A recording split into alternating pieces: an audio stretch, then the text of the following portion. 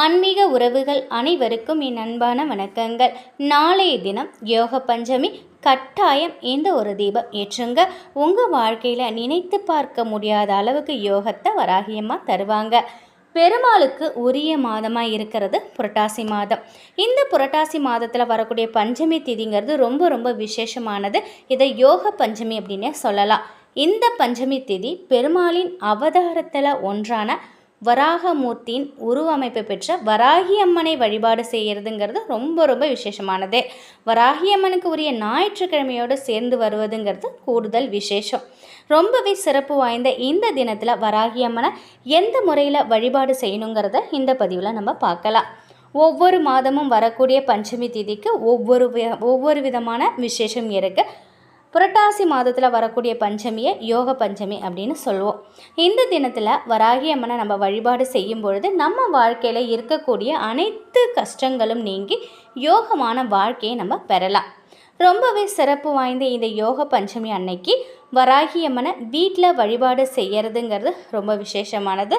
பஞ்சமி திதி அன்னைக்கு வராகி அம்மனை வழிபாடு செய்யறதுக்குரிய நேரத்தை நம்ம முதல்ல தெரிஞ்சுக்கலாம். பிரம்ம முகூர்த்தத்தில் வழிபாடு செய்யலாம் அல்லது காலை 6 மணிலேருந்து 7 மணிக்குள்ளே, 7:45லேருந்து 8:45க்குள்ளே. இதை தவற விட்டீங்க அப்படின்னா 10:45லேருந்து 11:45, 4:30லேருந்து 6 மணி வரைக்கும், 6 மணிலேருந்து 7 மணி, இது போன்ற நேரத்தில் உங்களுடைய வசதிக்கேற்ப வராகியம்மனை நீங்கள் வழிபாடு செய்யலாம்.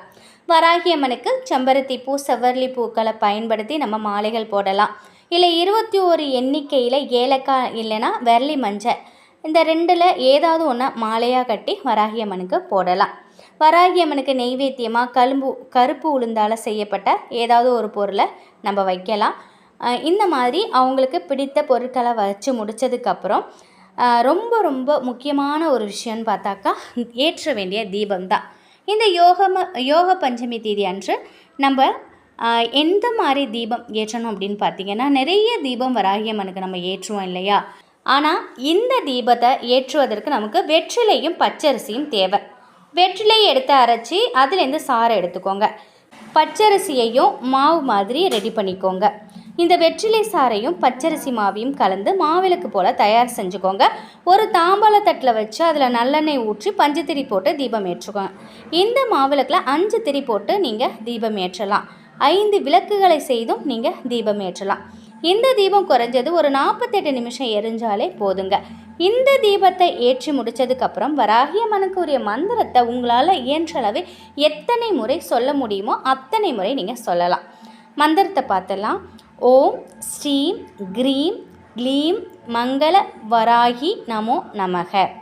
ஓம் ஸ்ரீம் க்ரீம் க்ளீம் மங்கள வராகி நமோ நமக. யோக பஞ்சமி திதி அன்னைக்கு வராகியம்மனை இந்த முறையில் வழிபாடு செய்தோம் அப்படின்னா அவங்க நம்ம வாழ்க்கையில் நினச்சி பார்க்காத அளவுக்கு யோகத்தை நமக்கு கொடுப்பாங்க. எவ்வளோதான் வாழ்க்கையில் நமக்கு கடன் பிரச்சனை இருந்தாலும் சரி, அந்த கடன் பிரச்சனை தீர்ந்து நம்ம நினைக்கிற அளவுக்கு, நம்ம நினைத்து கூட பார்க்க முடியாத அளவுக்கு பண வரவில் ஒரு அதிசயத்தை ஏற்படுத்துவாங்க. நாளைய தினம் யோக பஞ்சமி நாளில் இந்த ஒரு வழிபாடை செய்து பாருங்கள். கட்டாயம் இந்த ஒரு தீபம் உங்கள் வாழ்க்கையில் நீங்கள் நினைத்து பார்க்க முடியாத அளவுக்கு அதிசயங்கள் நடக்கிறதுக்கு ஒரு துணையாக இருக்கும். உங்களுடைய முயற்சிகளில் நீங்கள் உங்களோட வேலைக்கான அடுத்தடுத்த முயற்சிகளில் நீங்கள் செய்யும் பொழுது கட்டாயம் வராகியம்மன் உங்கள் கூட துணையாக இருப்பாங்க. இந்த ஒரு தகவல் உங்களுக்கு பயனுள்ளதாக இருக்கும் அப்படின்னு நம்புகிறேன். நன்றி.